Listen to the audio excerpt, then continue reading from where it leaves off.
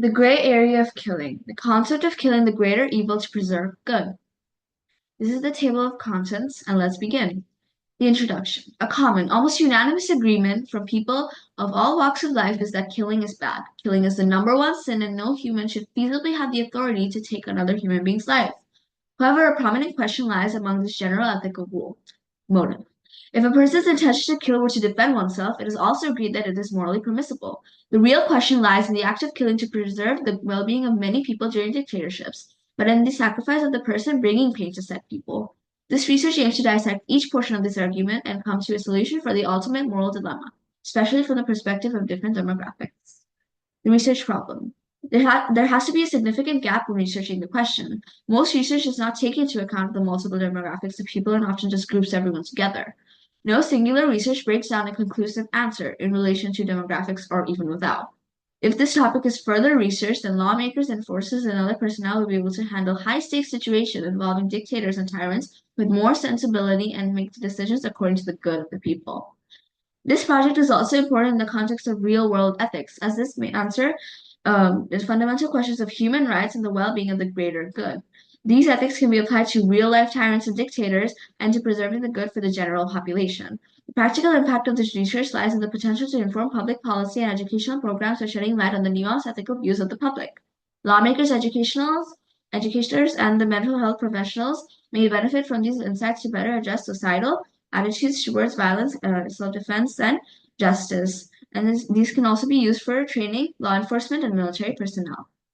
What are the fundamental research questions? Can killing be placed in a moral gray area to preserve an inherent good, or is all killing against the sanctity of life? What truly determines the evil of killing, and in what situations can it be ethically justified to do so? Do certain demographics place the permissibility of killing at different intervals? The research questions indicate that the moral gray area has to lie somewhere in different demographics, and that's what the research is mainly about, and where the different intervals are at. The literature review, a summary of this would be that John Stuart Hill, in his book, Utilitarianism, he explains that if a greater good is achieved, then the actions that were used to have that greater good is morally permissible. Peter Singer says the same thing in his book about practical ethics, that the overall benefit outweighs the ethical grievances or the ethical complaints that people might have about the actions. In the Quran and the Holy Bible, it is permissible to defend yourself from threats during wartime or even during when you are being threatened or your family is being threatened. So now let's move on to the methodology. As this research will incorporate both numerical data and personal interviews and surveys, the study employs a mixed methods approach. Quantitative phrase.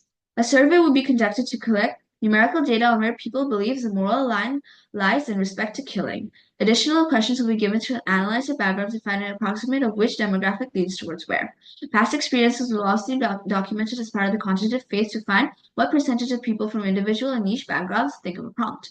We will use multiple resources to find median response based on demographics and backgrounds. Basically, we'll be taking surveys and getting numerical data on what a person thinks and from the context of their demographics, and we'll find an average response within those demographics. The qualitative phase is after the numerical data is collected, we move on to a face-to-face interaction, and the interview will dissect each portion of their answer and what experiences have led to them choosing such stance on the gray area of killing. Traumatic experiences will also be documented as life-changing experiences of influences on our moral decisions and behaviors. Each answer will be also correlated to their demographic, and subject will need to answer questions and why they choose as they did in the context of demographics. So the person will be answering questions on the basis of their demographic and will also be documenting their past experiences which have led to these decisions. So now let's move on to data analysis. The data that we have collected has both numerical and qualitative value. First, the qualitative value will be dissected. Each answer, nuanced as it may be, will be divided into which stance they're lenient on. Killing falls in a gray area. Killing is morally permissible. Often, killing is not morally permissible, but has some exceptions, and killing is not morally permissible at all. If there's more gradients to the answers given, the data will be grouped together with the closest likely answer. We move on to the quantitative phase. We hash out each individual's answer and find a comprehensive connection to religion, gender, socioeconomic backgrounds, ethnicity, etc., and the answers that they have given. As such, we will be able to come to an indefinite conclusion of who believes killing falls into a gray area and the reasoning behind their standing.